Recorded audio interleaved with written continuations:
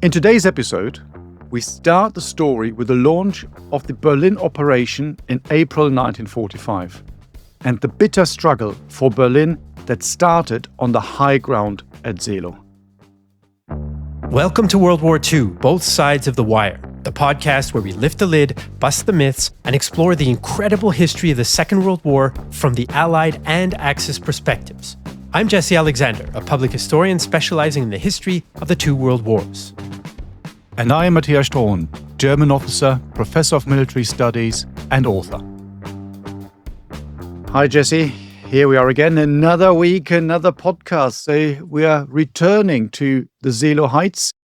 In the last few episodes, we've already started to analyze some of the fighting in the Seelow area, so the build-up to the Battle of Berlin. Where are we at the moment in the story? Where do we need to go from here?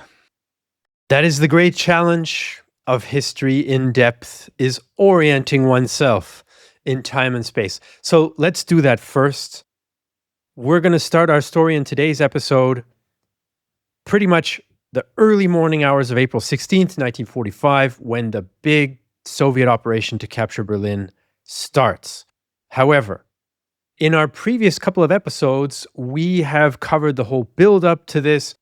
How do the Soviets move up to the Oder River, which is the main part of the front, let's say, along with the Neisse River? All this is about 60 to 80 kilometers east of Berlin. So you have this line. There, the Soviets gather up their strength in the early couple of months of 1945. They have three big army groups, which they call fronts with a capital F.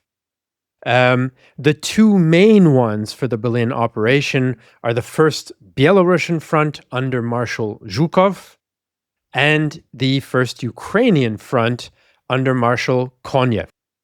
And Zhukov has the shorter route to Berlin. He's going to smash more or less due west through a place called the Seelow Heights, which we're going to focus on quite a bit in today's episode. Konev is going to move a little further south, and he has a couple of different jobs moving towards Dresden and the southwest, but then also swinging up and covering Zhukov's flank and helping to cut off Berlin from the west to make sure that the evil in the potential Soviet view, evil Anglo-Americans can't break their word, come in and steal Berlin and steal the glory from the Soviet conquest.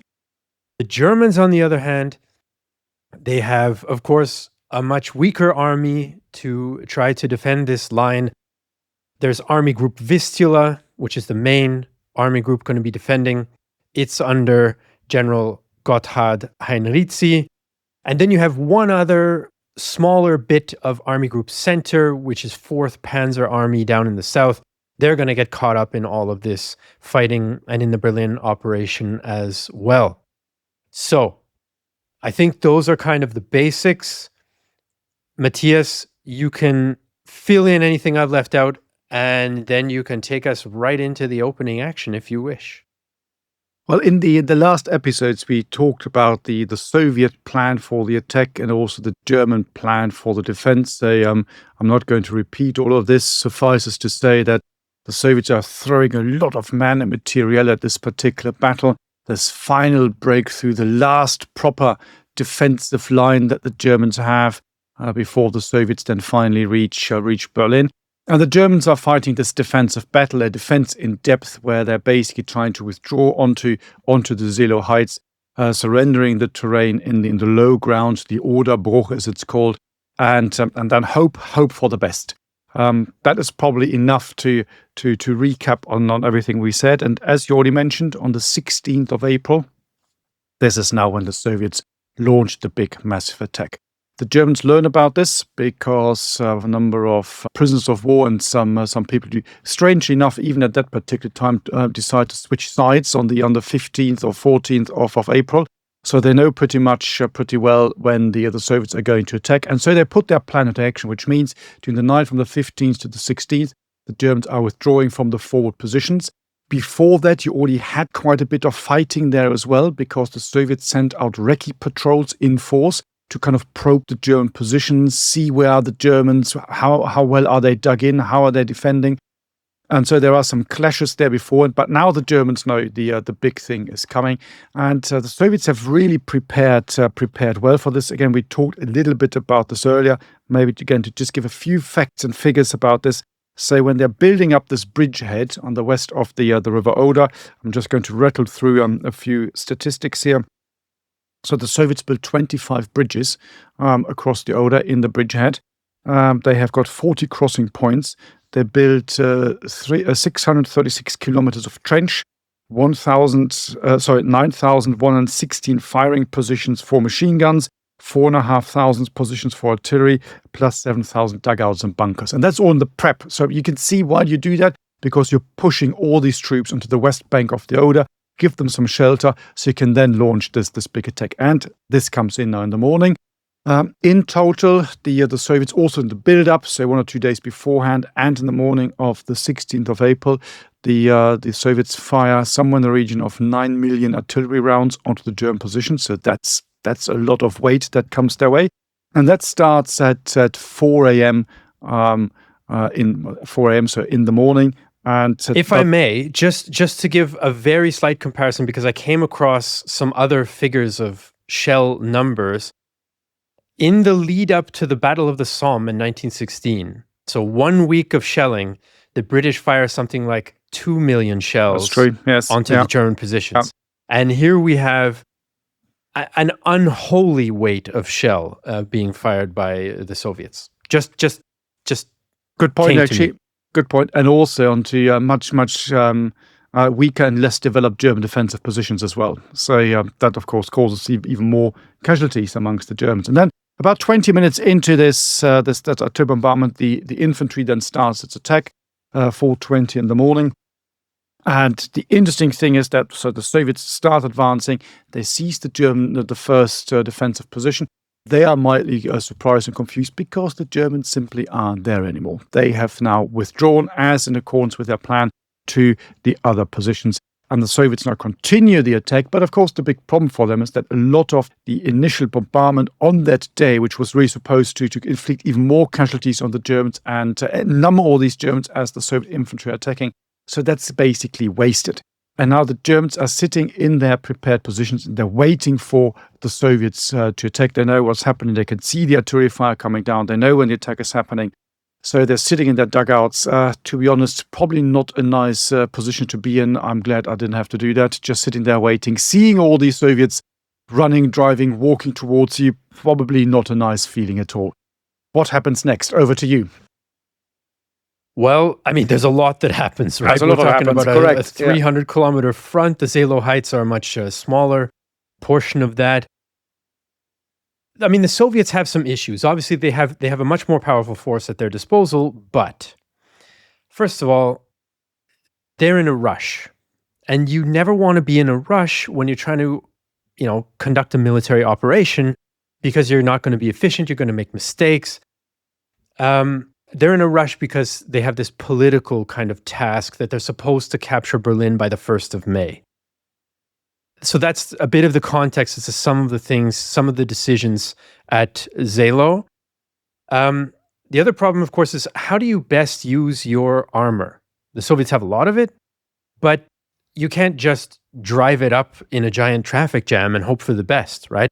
Now that kind of ends up happening sometimes, but so as you mentioned, Matthias, I think in a previous episode, the plan kind of for the Soviets is they use their combined arms army, so infantry with some supporting armor, to break the German position on this high ground.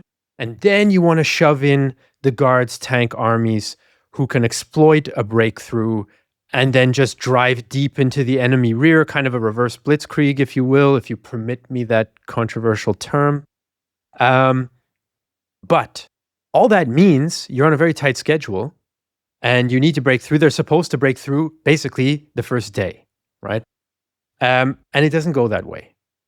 They run into several issues. One is, of course, the Germans are on the high ground, on the ridge, overlooking them. They do have, dug-in positions.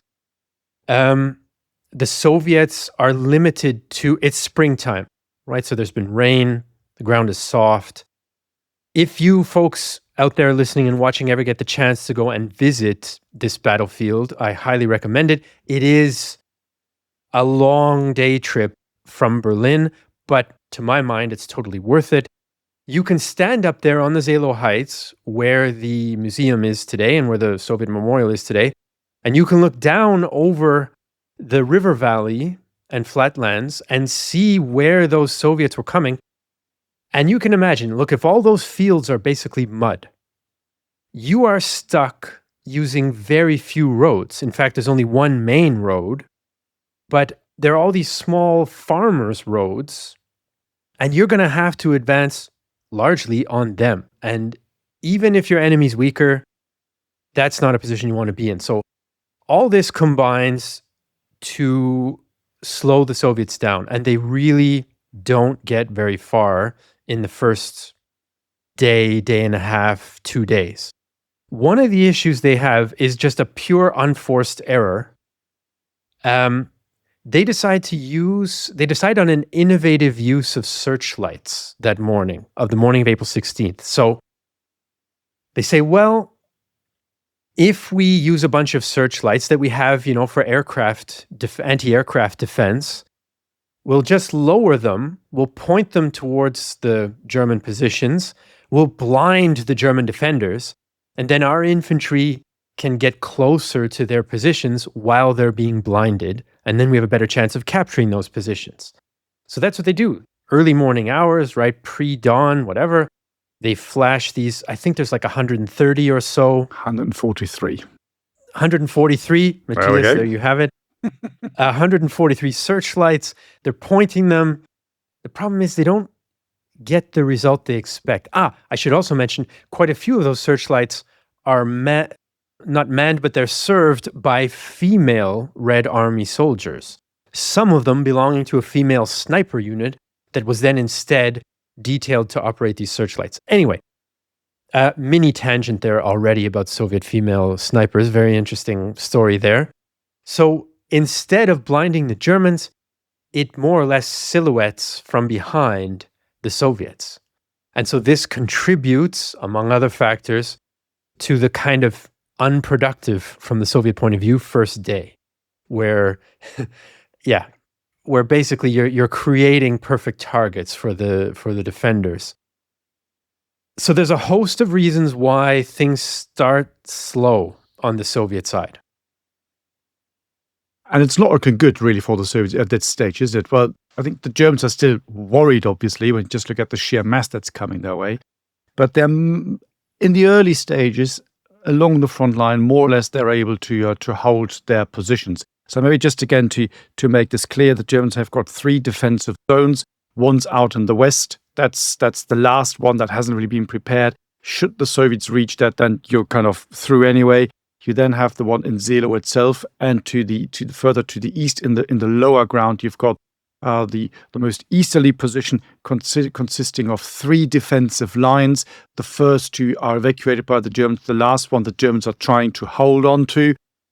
In the end, in the fighting, even though the Soviet advance is a bit slow in some areas, particularly to the north and south of Seelow, the Germans are pushed back onto the Seelow Heights themselves. In the north, that's the 9th Fallschirmjäger Division that is being pushed back. But it is slow going.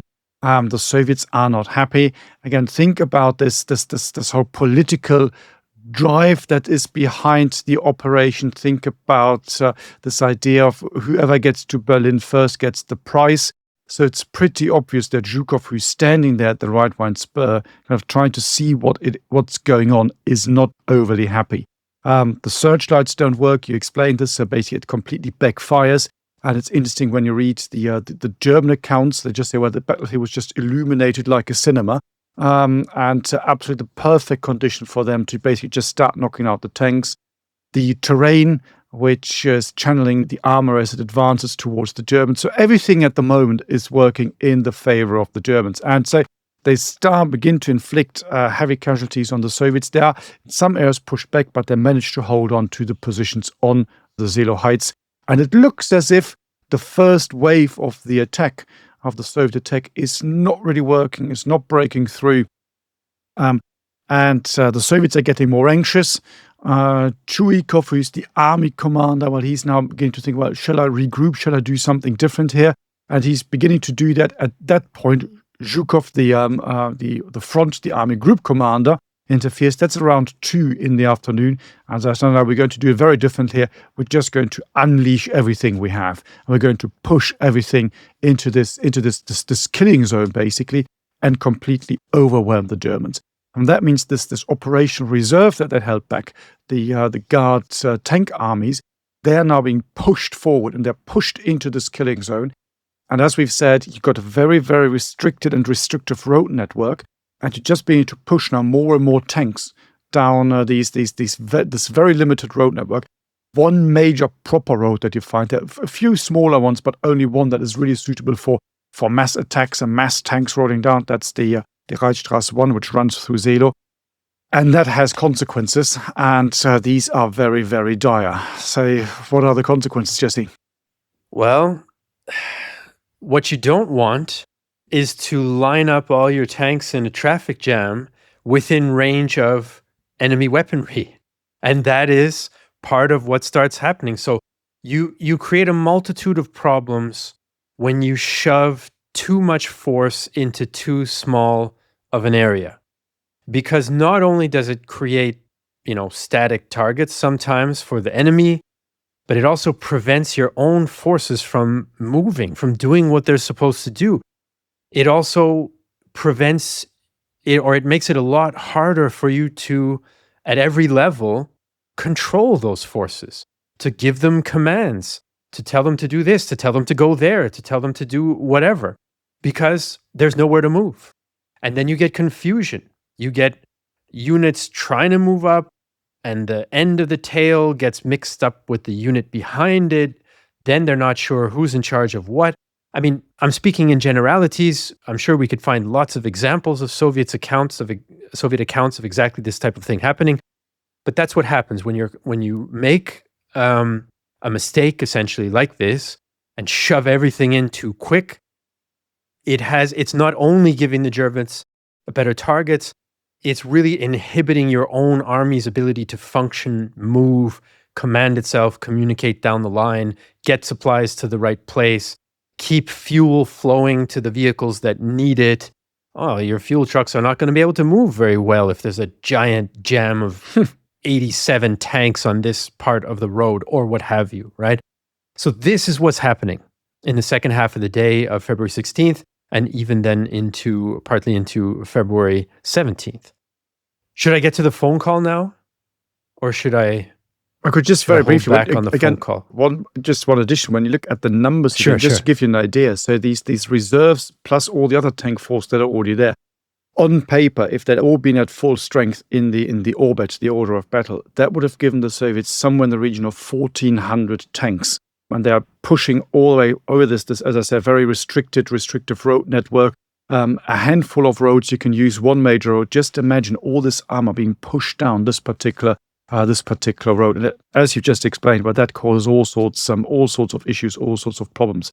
And if we jump ahead a little bit, at the end of this day, the first day alone, the Germans claim, that's what the German sources say, always have to see whether it's correct or not, but they claim to have knocked out 361 tanks. I mean, that, again, just put that into perspective. That is the tank force of most Western modern armies today, probably more than that. So I was going to say, it's double the British army, I think, from memory. Something like that. Almost. So you have to be, these are huge numbers. So, and just imagine what goes on that battlefield. So all these explosions, the tanks exploding, 361. The Seelow battlefield itself is not that huge. It's not that big. Yes, you've got fighting along the entire order line, but it's really focused on this bit here. So it's about 40 kilometers north to south, roughly speaking, perhaps even slightly less than that. There is a lot of stuff happening, a lot of explosions, a lot of killing and a lot of dying. Basically, that's what's going on there. This is true. I may have gotten ahead of myself with the phone call story, which will come, but that requires us to also talk about Konyev. But I don't think we want to leave Seelow just yet. Okay. One of the things I wanted to say is about the command decisions, right? This is important because this is, the campaign starts with a mistake or a couple of mistakes. And there's been some discussion, Zhukov, why does he do this? Does this mean that he was kind of cruel and callous and didn't care a whit about the lives of his men and all of this? Or that he was incompetent and just, shoved people into the meat grinder? That was all that he could do.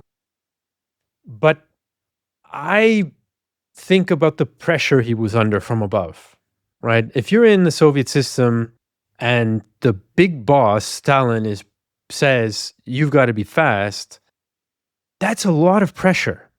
Because it wasn't too long ago, different circumstances pre-war in 37, 38, but it was certainly within easily living memory that a lot of generals got shot because Stalin wasn't happy with them or imagined that they'd done X, Y, or Z. And Zhukov himself, by this point in the war, had sort of been demoted a little bit to front commander rather than sort of regional, I forget the exact wording, but commanding a couple of fronts. So, we can't forget that. We can't forget that when we're looking at, military decisions, what kind of pressure may be coming from the political side as well. Now, Stalin wasn't pressuring him to use searchlights. Obviously that, there are mistakes that stop somewhere below Stalin. But I think that extreme pressure plays a big, big role in how badly things go the first couple of days at Seelow. On the other hand, things go way better for Konev a little further south, and his front on the Neisse River. Matthias, do you want first crack at Go for it. All right.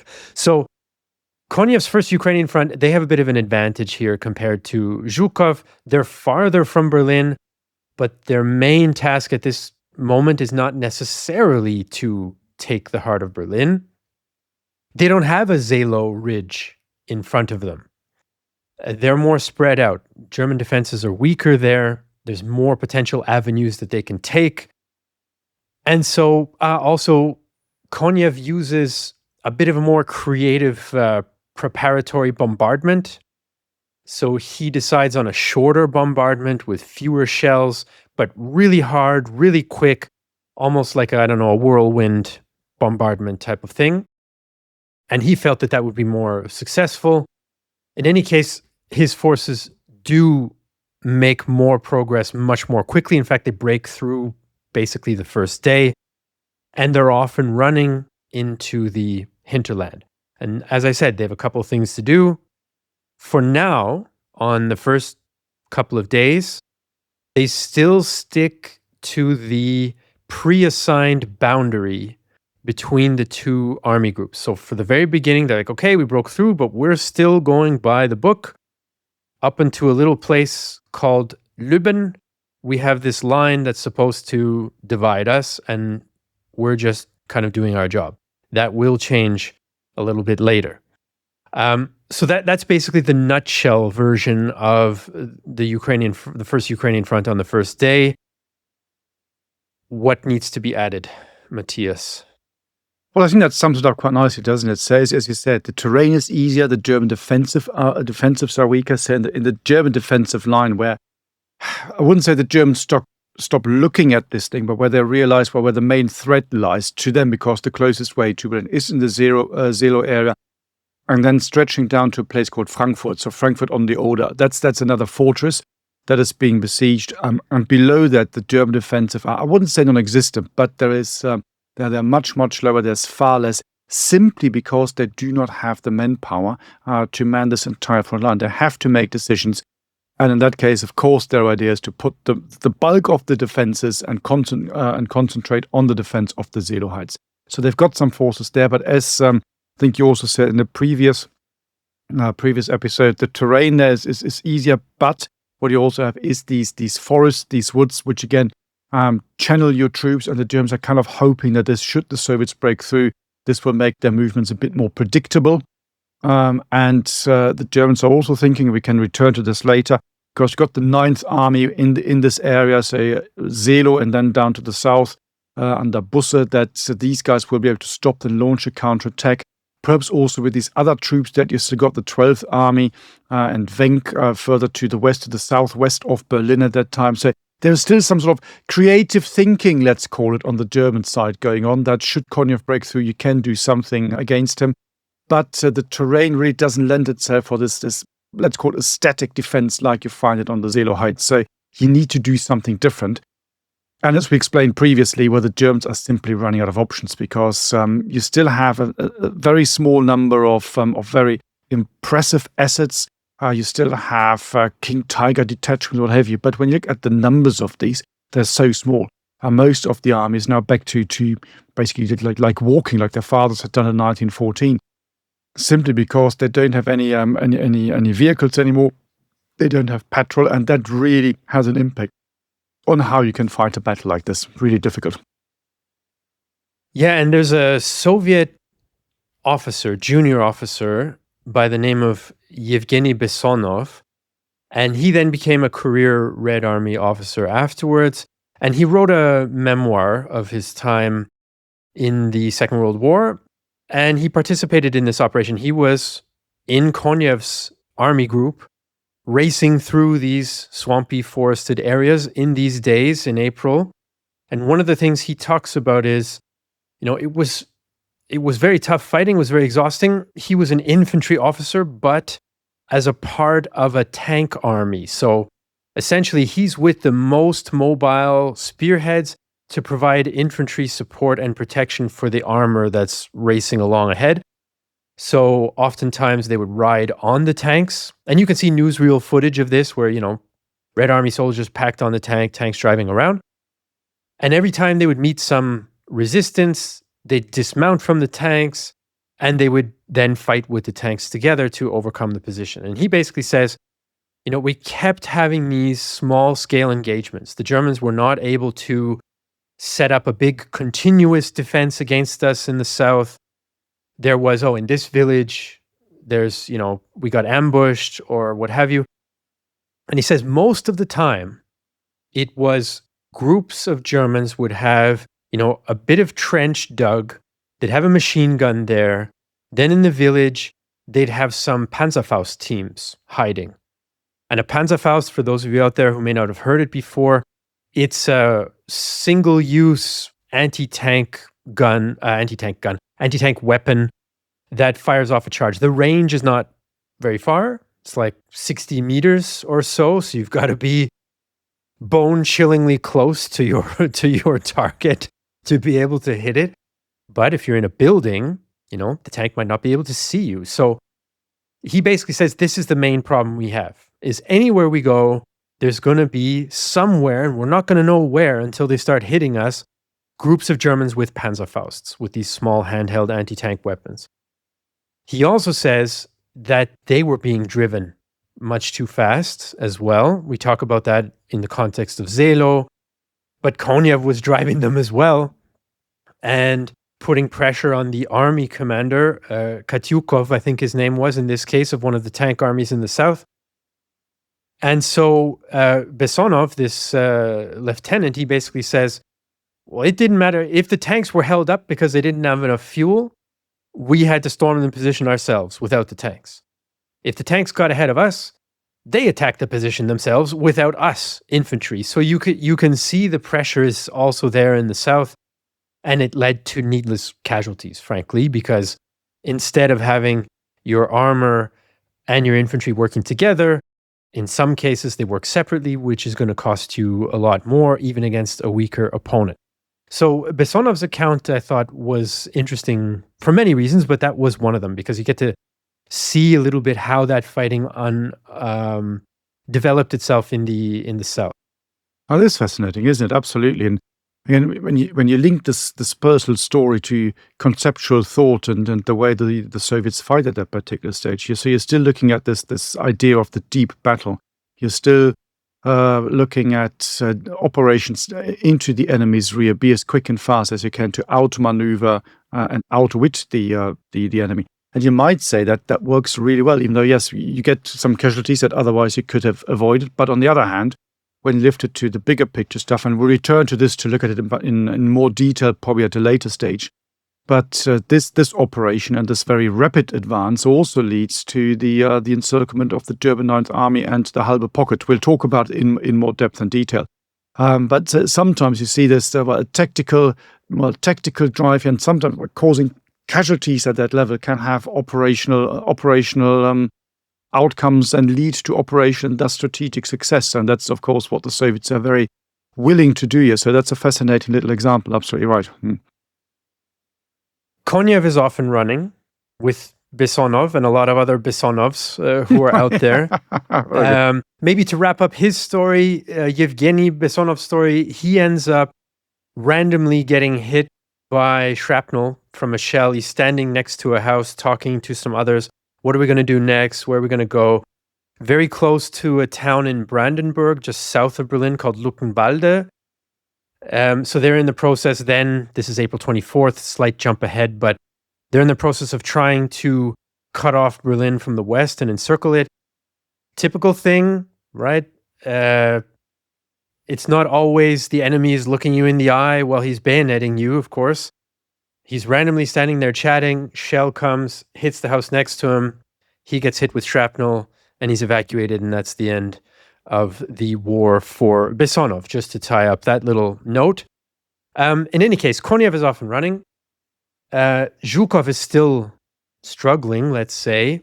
April 16th, 17th, 18th, they're starting to get up on the Seelow Heights, making some progress there. And by the 19th, they've pretty much broken the German defense on the Seelow Heights. And, we'll get into what that means. And Matthias, I know you've got some other stories for us, but essentially what I like to think of as this sort of breakthrough phase or creating the breakthrough phase, at Seelow, it more or less is done by the 19th of April. And so it takes them 4 days instead of 1 to really break the German defense, overcome the ridge, and then they're off and running. Now, that next phase is probably something we're going to cover in the next episode or in a future episode. But this breaking Seelow takes around 4 days, which is a long time, a lot longer than planned. Absolutely. Well, again, we said now many times. So the idea is to be in Berlin, have won the Battle of Berlin by the 1st of May. So in the Soviet plan, you attack, you smash up the German defensive, great tactical verb, and then you just basically drive through. So that's the idea, but that's not happening. And as you said, it takes much longer than that. I mean, in Seelow itself falls a little bit earlier, but the fighting on the Seelow Heights goes on till exactly as you said, because there's still German positions holding out. And of course, Seelow had been the center of the attack, the point of main effort for the Soviets as well. But you still then have the flank or the threats on the flanks, because that's where the Germans are still fighting. So it is a very, very prolonged, difficult, and also bloody event. I mean, that it's just the way it is. And when you start to zoom in and look at some other little examples of what happens down the Seelow Heights. I mean, I've got a story. I think you've got a story as well. Do you want to go first with your story? Well, Bessonov was my main story for today, but another image that came to me from some reading some years ago for a project was the difficulty of the tank crews, the Soviet tank crews, right? You're basically driving into the teeth of the enemy, totally exposed, and the slope is a problem, right? Of course, they can't drive straight up the ridge. It's much too steep. So wherever they could manage, wherever the gradient, the slope was enough that they could manage, they would drive on angles diagonally to not tip the tank over or to not be able to drive up it, which of course then means you've got a longer way to drive and you're showing your flank to the enemy. So there was an account, I think it was a Georgian tanker who was writing, I mean, we were just, stressed beyond belief. There was a Ukrainian gunner, I think, in his crew. He was shouting this and that. Panzerfaust over there, someone looks out the slit and there's a Panzerfaust team and they can't do anything about it because they got to keep driving and they're not facing them. Someone else drove over the Panzerfaust team with their tracks, saved this tank where this account comes from, and then they finally got up eventually onto the heights. But that's a 30-second snippet. And you can imagine the madness that's going on in 1,400 Soviet tanks. Exactly. With the thought that, you might be toasted to a crisp at any moment, and you have to operate under very, very disadvantageous conditions compared to what, the textbook would say. Exactly. Absolutely. And as you said, well, you're driving towards this, what they would probably see as a German wall of fire. And that, of course, to some degree, not all of it, to a large degree, is these 88 millimeter flags that you find there, which of course have proven their value and their worth as anti-tank guns. So that's the last thing you want to be driving towards. So when we look at Seelow itself, just again to bring this down to perhaps the tactical level and have a look at how the fighting really evolved and what it looked like, just to give you listeners and viewers a bit of an idea. So Seelow itself, we've talked about it quite a bit. It sits there on the ridge just to the east of the village itself. The terrain just drops towards the Oder plain. This is where today you have the museum for the Battle of Seelow, a very good museum, nice viewing platform. So should you ever be able to go there, make sure that you go to the museum as well. And just to the east of that, in 1945, the Germans had established what they would call a Flakriegel. So that is an anti-aircraft blocking position. And that means you put a number of guns in there, and they will block any access of any vehicles up that road, because the road runs exactly, as we now said a number of times, from Berlin due east through Seelow, further to the east towards Küstrin. So you block this road with this Flakriegel. So these are put there just halfway down that slope, so to speak. Behind that, you have a railway line, and that is in 1945, and on the eastern edge of the village itself, before the terrain drops, you've got a railway line that runs from north to south. It has a railway bridge as well. That railway bridge is blown. So basically, in that area, you've got the perfect anti-tank ditch. Should the Soviets overcome this Flakriegel, the blocking position, they would then drive into this anti-tank ditch, which is the railway cutting, and somehow they would have to get across that, were they to come up this particular road. In that area, the Germans also have an armored train, which is pretty much in this area where they've blown the bridge. And in the town of Seelow itself, or the village really in those days, in case some of the Soviets managed to break through, they have a 20 millimeter gun, and they've got another anti-tank barrier set up. We've got a number of obstacles. They're probably not particularly great, but you've got people with Panzerfaust, what have you as well. So that's the defensive position. In total, to defend this key position of the entire front line, the Germans have two companies. And that already tells you quite a bit. I mean, that tells you a little bit about the manpower problem you find in the German army at the time. This is the key position of this entire front line. If the Soviets break through here, it's gone. And you have two companies to defend them. They're both under strength.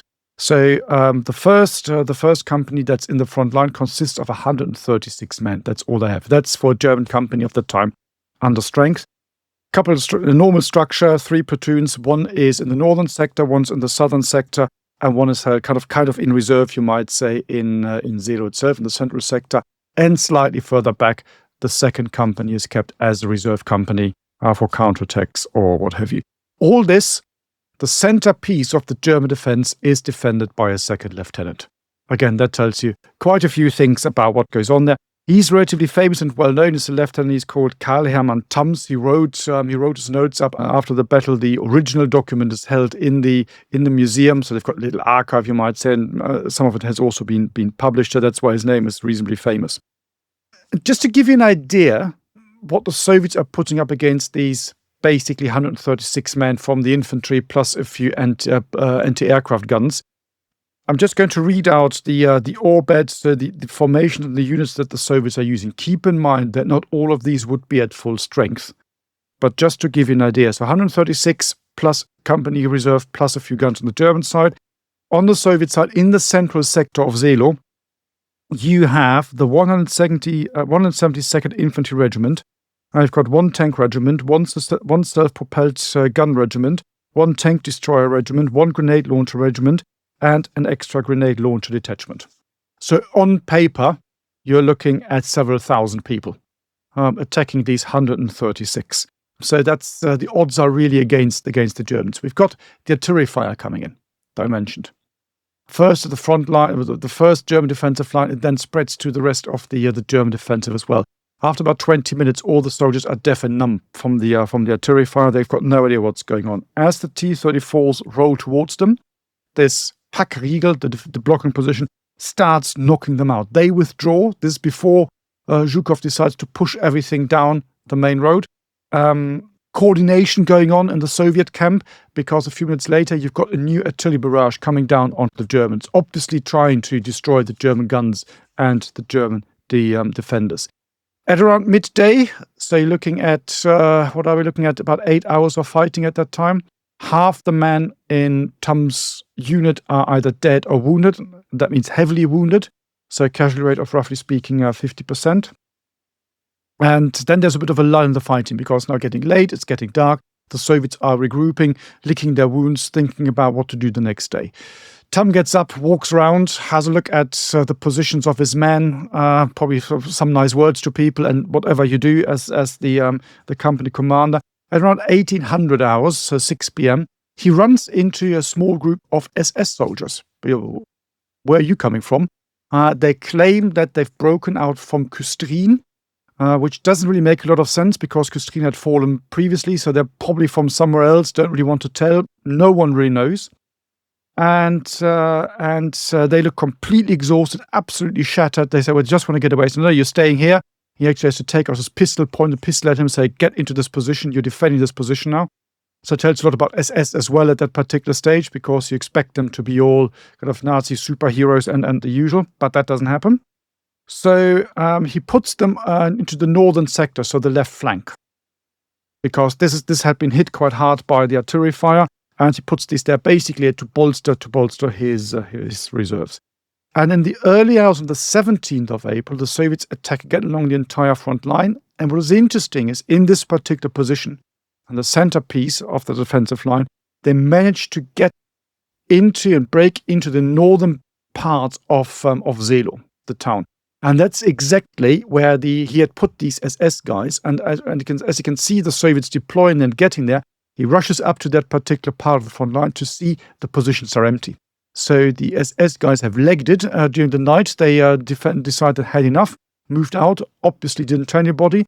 And the Soviets then hit this undefended position in this German front line. And as a consequence, they managed to break in.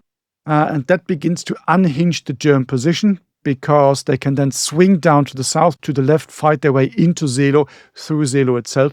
And in the central position, by the afternoon of the 17th, the Soviets then reached and seized the heights. To the north and to the south, that fight still continues, as you've already explained, already said. And then you've got lots of little Seelows, similar situations like this, where the Germans are just basically simply overwhelmed. And these small little fighting troops, sections, or individual fire teams just get overwhelmed, creating gaps in the front line, because extremely thinly spread anyway. And that makes it possible in the end for the Soviets to basically to break in, to seize the heights, and then relatively quickly, once they've done that, to break through and to get the Germans on the move. As we said, there's another defensive line further to the west at a place called Münchenberg. Hardly exists in there. There's a little bit of stuff happening. We can talk about that perhaps later or another time. I mean, this is the story, right? German positions, no matter who's there, whether it's good quality troops, bad quality troops, motivated, not motivated, they just can't hold against what the Soviets can bring to bear against them. And that little anecdote about the SS leaving that position reminds me of another episode we did many moons ago, another episode from podcasts past. If you're interested, listeners and viewers, and you haven't watched or listened to our episode about was the Waffen-SS elite or not, we talk about times when they didn't perform as well as their supposed reputation might have one assume. Right, I think, if memory serves, that two of the critical corps in this region, German corps, one is the 101st Corps that gets completely sliced to ribbons, and one of the others is the 56th Corps, which has gotten a mention already in a previous episode, and we're going to talk about them more as we get closer to Berlin and into Berlin. because they are there and get thrown back. And now the plans are the plan is gone, right? So as the old saying goes, everybody's got a plan till you get punched in the mouth. The Germans had a pretty crappy plan to begin with to try to hold along the riverfront line, and now they haven't been able to do that. So now they've been punched in the mouth, and they don't have a plan B. And 56th Corps under General Helmut Weidling, I can't say that with a North German accent. Sorry, it's Weidling to me. I know that sounds Austrian, and I don't think he was Austrian. Anyway, so they are being shoved back towards Berlin, even though they weren't meant to go into Berlin and defend the town. Anyway, I don't want to give too much away. I think we can sort of wrap up our story of the Battle of Seelow Heights and of the first few days. Unless, Matthias, you had a final thought about Seelow, about that 4-day struggle to crack the German line.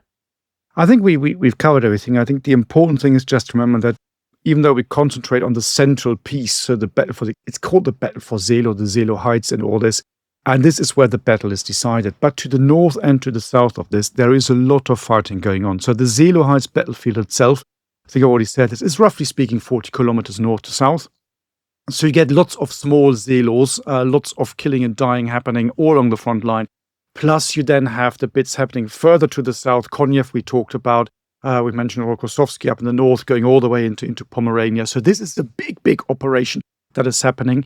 And a lot of people on both sides get killed. So when you just look at the Seelow sector in this fighting, the figures are still a little bit debated, but roughly speaking, you're looking at about 12,000 German dead, and you're looking at somewhere in the region of 33,000 Soviets. So you can see this: the Germans managed to inflict quite heavy blood loss on the Soviets, higher than what they suffer, for all the reasons that we explained.